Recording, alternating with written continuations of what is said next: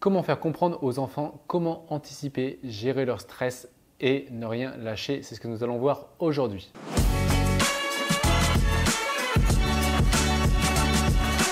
Bonjour, ici Pierre, fondateur de l'Académie de l'Haute Performance. On accompagne des sportifs, entrepreneurs et autres performeurs à être confiants et sereins dans le milieu compétitif et éliminer la peur d'échouer. Et je suis l'auteur de plusieurs ouvrages que vous pouvez retrouver dans la description. Et enfin, rappelez-vous que vous pouvez prendre un entretien offert avec un membre de mon équipe. Donc aujourd'hui, nous avons Daya qui nous a posé une question. Donc comment faire comprendre aux enfants, comment anticiper, gérer leur stress, faire comprendre et rien lâcher. Et attention, tous les points sont importants. Donc, on va tâcher d'y répondre, mais avant d'aller plus loin, pour nous, à l'Académie de l'Haute Performance, c'est difficile de répondre à cette question puisque nous-mêmes, même si on a le programme DepoKid qui est ouvert aux enfants qui ont 11 ans et qui sont déjà quand même, qu'on perçoit matures, on ne fait pas les enfants, on ne fait pas plus tôt. Pourquoi? Parce que là, clairement, avec la dépolarisation, on ne sait pas comment ça va tenir dans le temps, tout simplement. C'est vrai qu'avec un enfant, c'est quand même assez difficile à gérer puisque même au niveau de sa physiologie, le cortex préfrontal n'est pas terminé tout simplement et donc ils sont plus des éponges à émotion. Ils vont être vraiment dans l'émotion et vraiment dans la dualité du j'ai gagné, j'ai perdu, vite me mettre en colère, très vite pleurer quand je suis déçu et donc ils sont très dans l'émotion.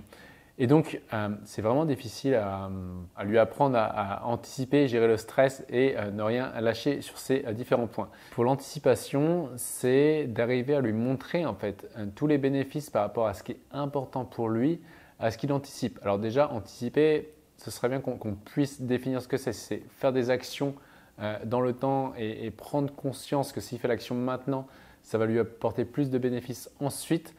Ça, c'est une chose à faire. Mais en fait, chaque être humain est au niveau du subconscient. Le corps ne passe à l'action que s'il perçoit plus de bénéfices que d'inconvénients à faire cette action pour nourrir ce qui est réellement important pour lui. Et je me rappelle avec un jeune qui était vraiment jeune, à 11 ans, je pense, de mémoire, c'était il y a déjà quelques années. Voilà, son père il voulait lui dire de faire le lit parce que derrière ça allait l'aider, etc. Bref, je ne sais plus exactement, mais c'était vraiment intéressant de voir. On a fait une dépolarisation sur son père et à la fin, en fait, en voyant les bénéfices que je fasse mon lit, au moins je montre à mon père que je suis un exemple et tout, et du coup il me laisse ça faire.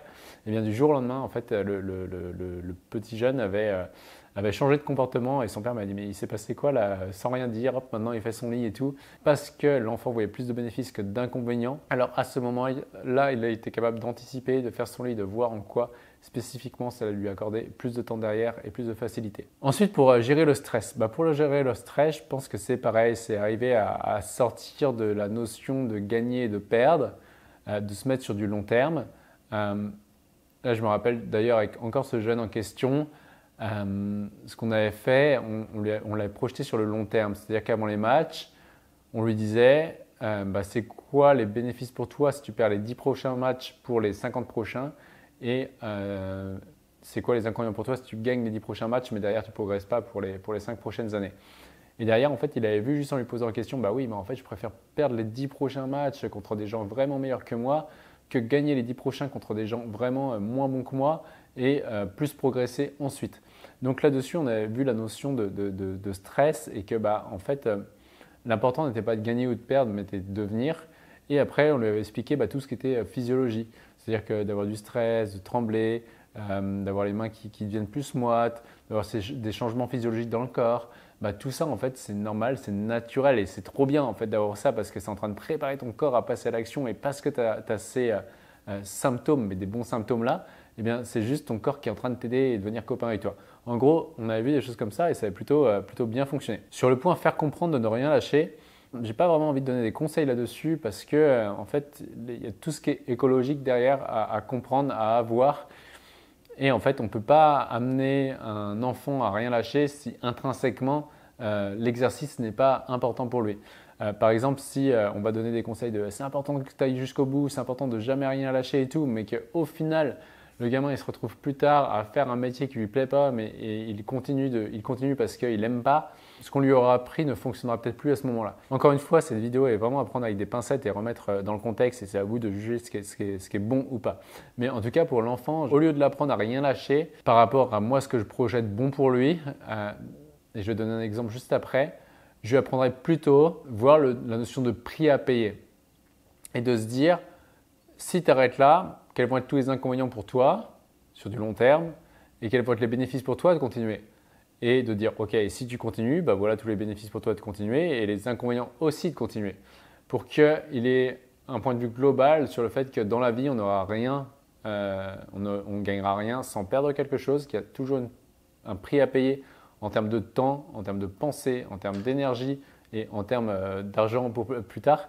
Voilà, et commencer à le responsabiliser là-dessus et de lui dire qu'il a des choses qui sont intrinsèquement importantes pour lui et d'arriver à voir les choses à long terme et que quoi qu'il arrive, de toute façon, il sera soutenu et challengé au même degré.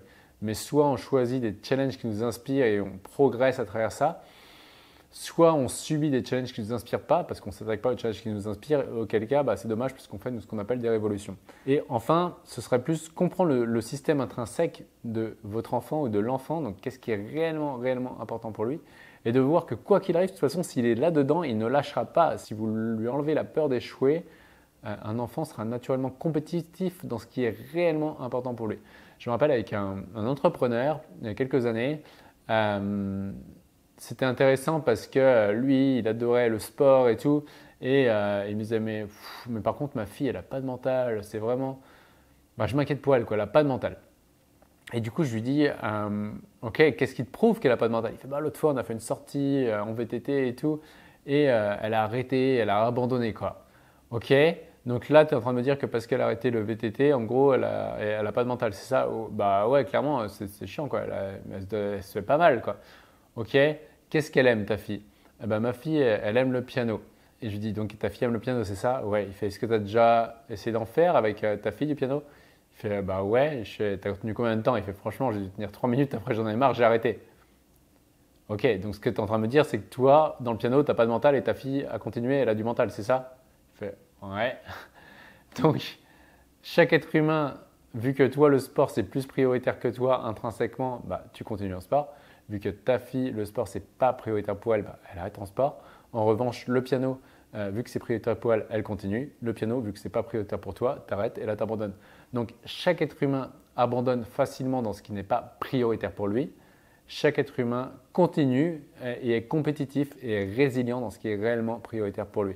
Donc là, je pense que le point pour lui apprendre à justement rien lâcher, c'est lui apprendre que chacun a un système de priorité intrinsèque et que ce système de priorité intrinsèque-là, s'il n'est pas recouvert par le regard des autres, genre mais je ne peux pas faire ça, c'est ridicule, eh bien là on sait qu'il ne va rien lâcher. Et donc pour apprendre à rien lâcher, je pense que la première chose c'est apprendre, il y a des choses que ton cœur te dit, que tes tripes te disent, qui sont réellement importantes pour toi. Et en fait, est-ce que tu choisis de prioriser ce que les autres vont penser ou est-ce que tu priorises ce qui est réellement important pour toi? Et là, je pense en faisant ça, tout simplement, votre enfant ne lâchera rien quand ce sera réellement prioritaire pour lui. Il ne priorisera pas le regard des autres avant ce qui est prioritaire pour lui, tant que c'est écologique pour lui et pour l'environnement. Et voici pour cette vidéo aujourd'hui. Si vous avez aimé, pensez à liker, à mettre un petit pouce sur cette vidéo ou à la noter si c'est en format podcast, à commenter, à partager. Et également, si vous souhaitez aller beaucoup plus loin, beaucoup plus vite, pensez à réserver un entretien offert avec un membre de mon équipe. Et enfin, rappelez-vous, l'important n'est pas ce que vous faites, mais qui vous devenez.